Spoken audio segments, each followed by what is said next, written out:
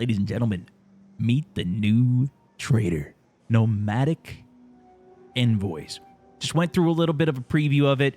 This looks very promising. It is giving us a reason to now actually go and hunt the matriarch, the queen, the high-end enemies, as well as gives you stash expansion, Volt carryover for expansion takers. But if you don't take the expansion or the expedition, you could still get some stash expansion, which is, I think, needed. I was kind of expecting more for it, but let's see what they have to say on all the details here. We read their previous post. This is the May 19th post. There's also some patch notes that I kind of wanted to go over, and I know I saw some posts online too of people who made a more condensed versions of this might see it, but I like to read it all myself as well. So chat, bear with me while we go through it. If you guys are watching this as a VOD afterwards, if you want to see some of the deets, hopefully you guys like hearing me read through some of this as well. Anyways, there's a new trader in town.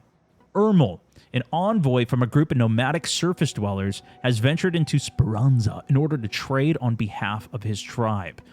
He brings with him a series of unique rewards, but they don't come cheap. He wants your gear as well as specific items from Topside. That's the thing. You can't just turn in your cash to him.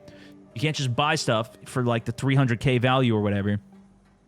For seasoned raiders, the Nomadic Envoy provides a way of offloading hoarded gear and freeing up stash space. Okay, well, you could also sell stuff and then use the money that you have to do that. But okay, but his advantages don't end here. He's everything that you need to know about the mysterious new merchant. And they have a video here as well, which actually I think had a developer talking. So let's just see what this is real quick. Audio.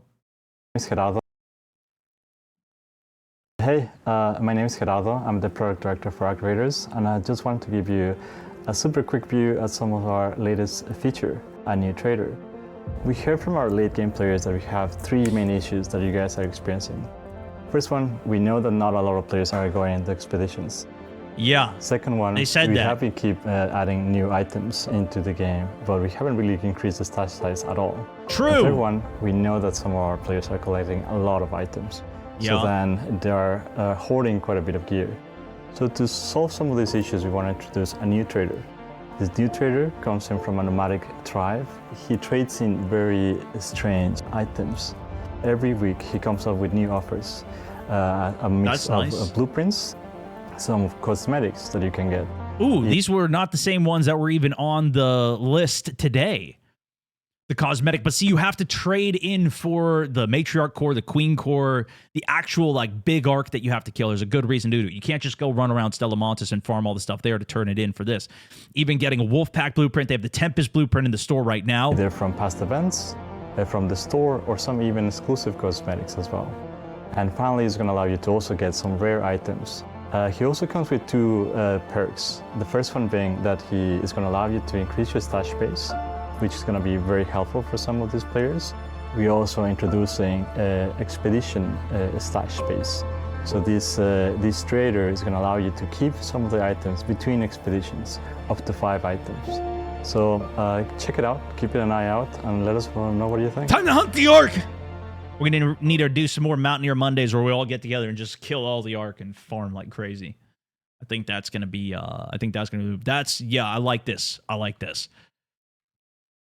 Anyways, rare rewards. The new trader's most immediate benefit is his rotating stock of rare and valuable items. Each week, Ermel will offer a range of blueprints, cosmetics, items, and raider tokens. The raider tokens, I think, is just super cool as well. You can just get these, like the paid currency to buy whatever you want.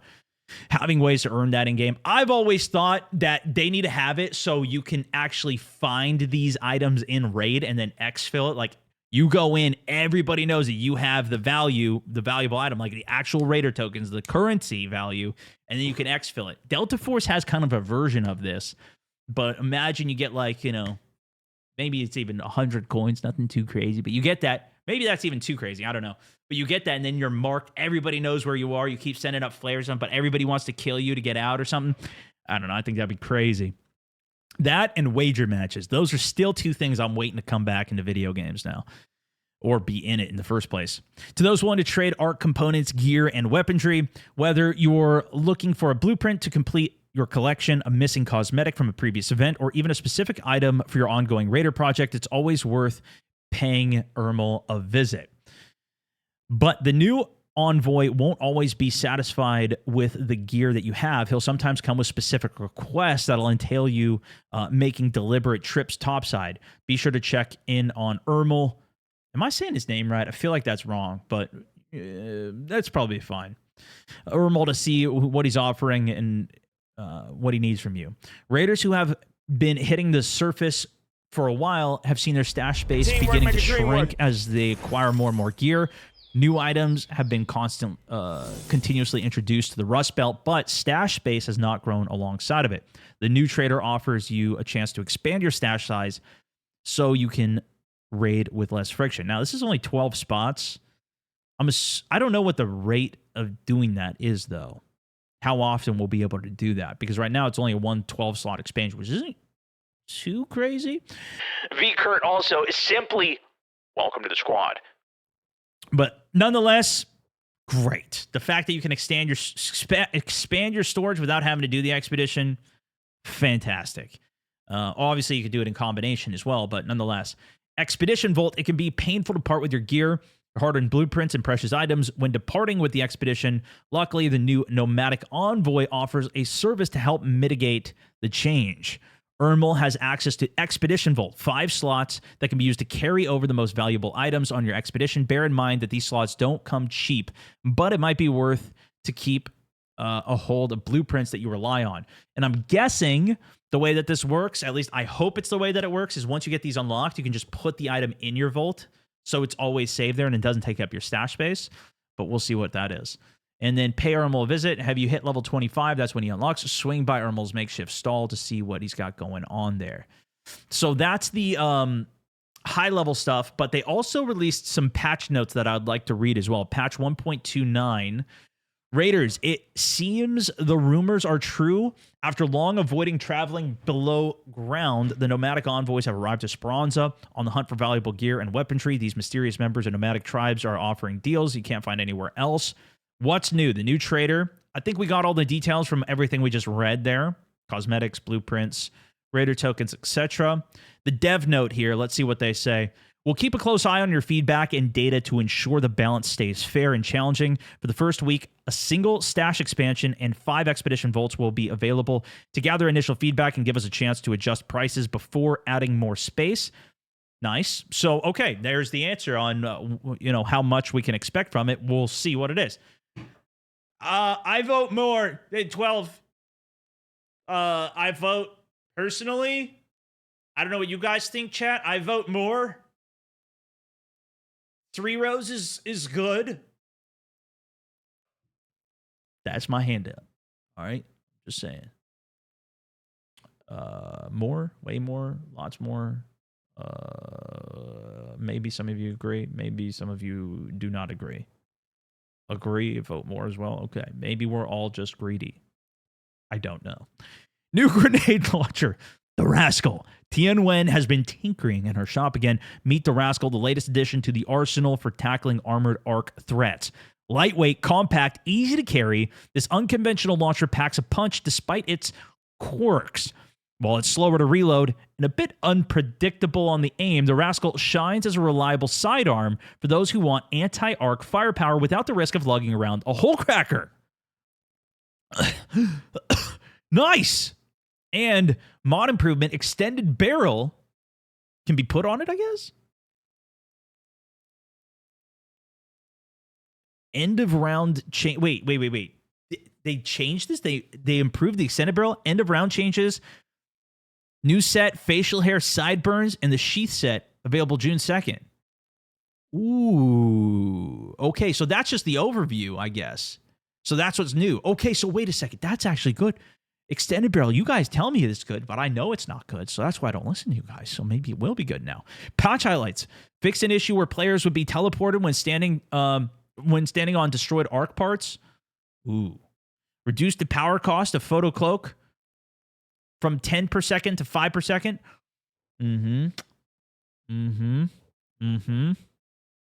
Weapon durability adjustments. Queen and Matriarch will now more often step over things than through them. The amount of times I've been stepped on through walls is ridiculous. Reduces the amount of times players suffer unfair knockback. Added an option to block players after reporting. That should just be default. If you report somebody, it should just automatically block them. But okay. An update on security and anti-cheat as well. Ooh, that sounds promising. Balance changes. Arc. Increase the granularity of arc vision through bushes and smoke, rewarding strategic positioning.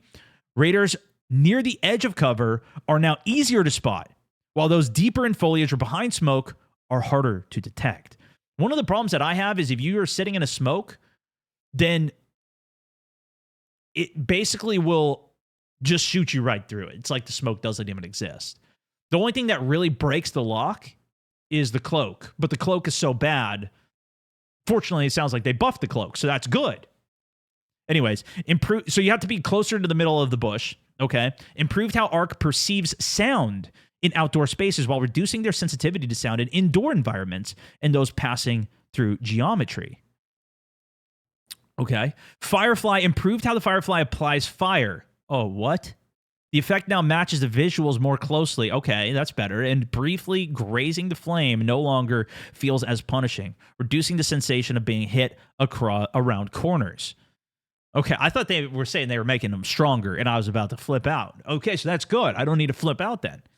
Rocketeer. When the Rocketeer shoots several missiles at once, they know they are now continuously spread out over a larger area to prevent unfair situations where multiple missiles hit the same location. Okay, that also sounds like a good thing. Gameplay. Reduce the power cost of the photo cloak. Yes, good. Augment. The cloud of renewal effect on the Tactical Mark III healing augment has been changed to an AoE effect. So it AoE heals?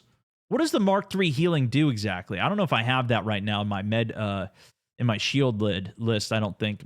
I have the smoke one, revival. That's not the healing one though. This is the useless one. AoE healing. Do you guys know which one that is? Is that the one? That's not the one with the big shield, right? I don't think I even use this. It releases a gas for heal. So it's just an AoE heal like if you get cracked or if you need heals. Died to the Rocketeer barrage many times. Yeah, I think that's... you should at least be able to dodge it a little bit, you know? You can heal others now. Okay. The cooldown on the Cloud of Renewal has also been increased from 30 to 45 seconds. Okay, that seems worse. Changing the shield capacity of Mark III flanking augment to accept medium shields. This is actually big. This is the one I think that lets you swap weapons faster, right? Or pistols or something. But you can only ever wear a light shield, so it was pretty much useless. As mentioned in the patch notes from 1.2.6, we continue to focus on our sights on underperforming augments. In this update, we're making the Tactical Mark III healing augment offer more utility in line with its place as a support-focused augment. Now you can heal your allies and your enemies, if you're not careful, after being revived. Oh, that's when it triggers. So it's after revive, it does a cloud of healing. We also increase the survivability potential of the Combat Mark III flanking to make you more viable for flanking combat. Flanking augment change is actually big. It is. I don't know what the weight storage is on it, though. That's one of the big problems with the smoke augment right now. Weapons, the Patina base fire rate has been increased from 235 to 250. So Patina, that was already massively buffed, just got another buff on top of it. The thing is, the Patina is easier to craft than the Tempest, but a base fire rate increase is kind of insane because you could also put a kinetic converter on it and go even crazier with it as well. We'll see how it affects the recoil and everything. Weapons durability adjustments as well. It's been clear that the durability changes to the last patch were felt too much on some weapons. For this update, we're targeting the worst offenders that seem to break too quickly, increasing their lifetime to bring them in line with the other weapons. So the Pharaoh got an 18%. This is the how fast it breaks, so it's going to last 20% longer. Anvil, 25% longer. Kanto 18%. That's good because the Kanto burns so quick with its fast rate of fire. And it didn't even get as big of a buff as the Anvil. The Anvil actually got a really big buff. Of course, they made it so it depletes much faster because it's a green weapon. The Osprey, a lot longer. The Renegade, way longer. That's way better. Hi, Captain. Torrente, quite a bit longer. But the Renegade is a single fire as well. That is crazy. Shots to break, 269 shots to break now. That's pretty good. Torrente, nice increase. Patina, very nice increase. I think that's great. Jupiter in increase as well. The Jupiter was already pretty decent, I thought, but it is also a lot harder to repair it, too. It costs a lot more. Also, Superman, welcome back. 16 months of the subbage. We'll continue to listen to your feedback and monitor for any pain points that come up around durability in the coming weeks and continue to adjust accordingly. Now for weapon mods. Weapon mods can now affect aim down sight transition speed for scoped weapons. Oh, that is amazing. So you get bullet velocity bonus, increases damage fall off distance by 15%, renamed it to the Extended Barrel 3, and added new mesh, and they added 2 lower tier variants as well. Interesting. So now the Extended Barrel has 3 tiers. The highest tier increases damage fall off, can affect aim down sight transition speed for scoped weapons. Wait. Does this make it worse then? It doesn't say anything here. Let's see. I don't know if I have one. I think I sold them all. Let's see if I have one on any of my guns. I usually don't. I usually sell these immediately because they're garbage. Wait, whoa, look at this thing. Extended Barrel 3, here it is.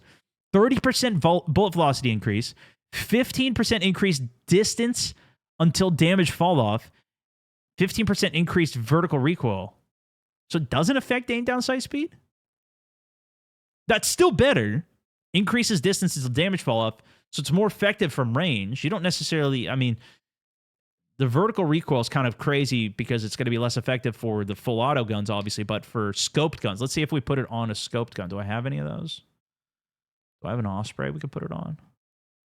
I sell all my Ospreys too because they're trash. No, they're not too bad. Gunsmith, Osprey. Let's just make one and we'll see what it does. Osprey. Maybe it's a unique thing for these. Cheers to 22 months on Twitch. Osprey ADS is broken with lightweight stock FB. now. Well, ADS has always been broken on it technically because the bullet's accurate before you're fully ADS. So it doesn't matter anyways. Extended Barrel 3, horizontal grip padded for Bettina. Barely even noticed the recoil. Isaac, thank you for the 20 months as well. Okay, well, I guess this is TBD. Weapon mods can now affect aim down sight transition speed for scoped weapons. Oh, it's just weapon mods in general. So it's stocks. It's not necessarily the...